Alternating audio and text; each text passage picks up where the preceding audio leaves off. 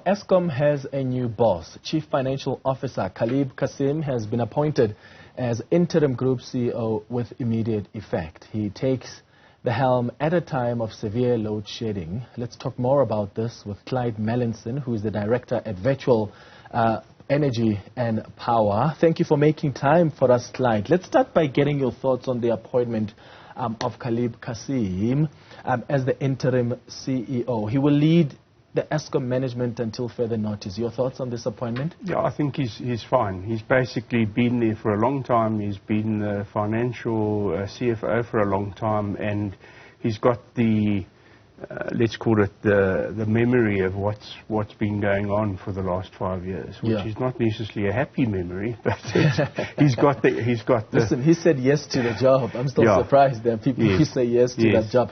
He's a chartered accountant. He holds a master's degree in business leadership with over 20 years of experience there at Eskom.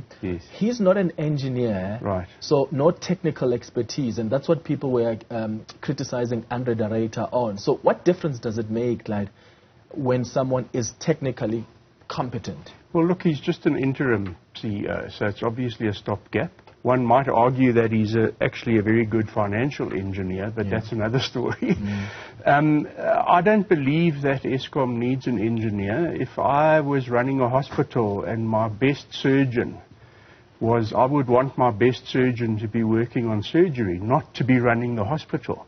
So as long as the Eskom team have competent engineers in the team, which of course they have, the need for the head of the team to be the best engineer in the world is silly, because if I had the best engineer in the world, I'd say put them on to the actual work floor. Actually do the work. Exactly. You don't put your finest doctor doing the admin and running the hospital. You say to your finest doctor, I'm sorry, you've reached your ceiling, as it were, and he'll say, that's fine, because I'm a doctor. I perform surgery. I don't want to be caught up in administration, and then you lose my skill set. So it's actually, in my opinion, not necessary to have an engineer running Eskom. So obviously, not a lot is going to change, is it? He was part of an executive that was led by Andre de Ruyter, so I imagine the strategy stays the same. Pretty much so, yes. I think they would have had to operate very closely together. As the CFO and the CEO, he would have also interfaced with the COO. And he was always the face. I know him very well because I would always present at NERSA Eskom hearings. And he was often charged with giving the presentation at NERSA because those presentations were looking for tariff increases. And therefore it was normally the CFO who was presenting NERSA's case. So yes, I'm familiar with him, and I think he'll be a good stopgap. So the strategy stays the same, except though that the board feels that Andre de Ruyter's focus was somehow misplaced. I was looking at what the board chairperson in Pomakwana said this week, that Andre de Ruyter was too obsessed with somehow chasing and driving renewables at the expense of fixing the existing plants and getting it to perform, while he facilitates the renewables. And one wonders if the board is somehow going to expect that those power plants are going to be sufficiently used. And I wonder what that even means. Does it mean overrunning them? Well, first of all, every media briefing I've attended from Eskom over the past 3 years, and there have been many, sometimes there were 4 in a row, all they've ever spoken about is the coal fleet. They've never mentioned renewables once in those media briefings, because it's Medupi 1 is down and Kusile number 2 is up again, and it would be the energy availability. So the notion that there's been no attention paid to the coal fleet is false, in my opinion. All the attention via the media briefings were about the coal fleet. And then the other thing is Eskom weren't allowed to build renewables.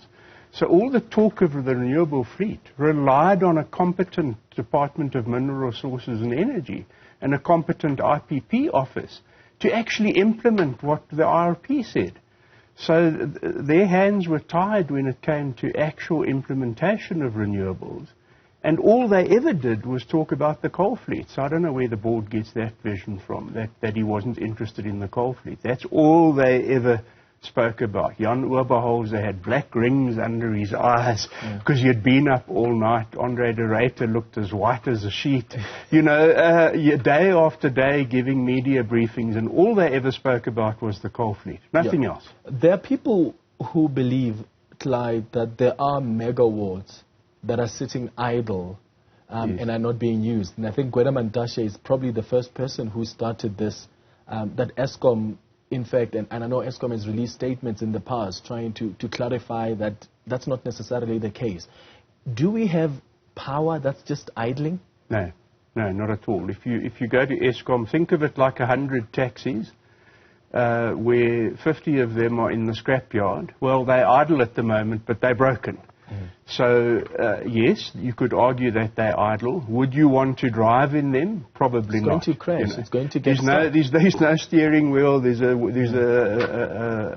vice grip for this, you know. So, no, there's nothing standing idle. And in fact, the problem is the ones that are working are all being pushed too hard. Because when you have got 100 people carrying a load, and 50 of them are suddenly missing in action, the other 50 have to pick up the slack. And the sad position at the moment is that we are only getting energy out of about 40% of our coal fleet at the moment. It's not 50%. If you isolate the coal fleet, we have a 40% capacity factor relative to the nameplate of that coal fleet. Now, just to quickly say, it doesn't mean 60 are broken. There's maybe 10 in for maintenance. There's 30 broken. But then there's another 20 that are limping. They're not running at full speed. They're running on 3 cylinders, or they need water all the time. And that's what you call partial load losses. So there's a big component of the coal fleet that is limping. It's like a soccer player carrying a calf injury. He can pretend he's still okay, but when he's got to run, you don't want him as your centre back, basically. How's Eskom doing in terms of planned maintenance? I remember speaking to Under the Radar, I think in 2020, and he said, listen, we are going to take advantage